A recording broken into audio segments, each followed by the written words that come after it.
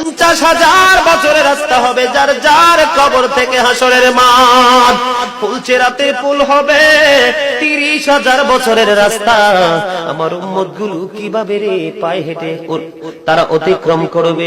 বন্ধু নবী এমনি এমনি কাঁদেনি রে, নবী জানিয়ে দিয়েছে কাল কিয়ামতের ময়দানে উম্মতগুলো খালি পায়ে থাকবে, মাটি তো তামা থাকবে। ও বন্ধু, তাদের শরীরে কোনো পোশাক থাকবে না, উলঙ্গ অবস্থায় থাকবে।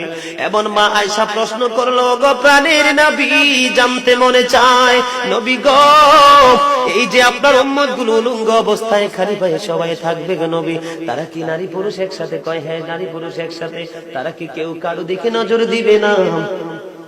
এবার আমার নবী বলেছে, আয়েশা রে, কেমন করে নজর দেবে রে আয়েশা? বন্যার পানি যেমনি প্রবল বেগে বৃদ্ধি পেয়ে পৃথিবীর মানুষগুলোকে গ্রাস করে ফেলেন, কাল কিয়ামতের দিন এই জাহান্নামের আগুন মানুষের দিকে বন্যার মতো প্রবল বেগে ছুটে এসে মানুষকে ঘিরে ফেলবে। এত ভয়ঙ্কর হবে রে আয়েশা কেরা, এত ভয়ঙ্কর হবে আশুরের দিন, এত ভয়ঙ্কর হবে সেই দিন। আর সেদিন এত বিপজ্জনক হবে, একটা পুরুষ আর একটা নারীর দিকে তাকাইবার মতো সুযোগ থাকবে না।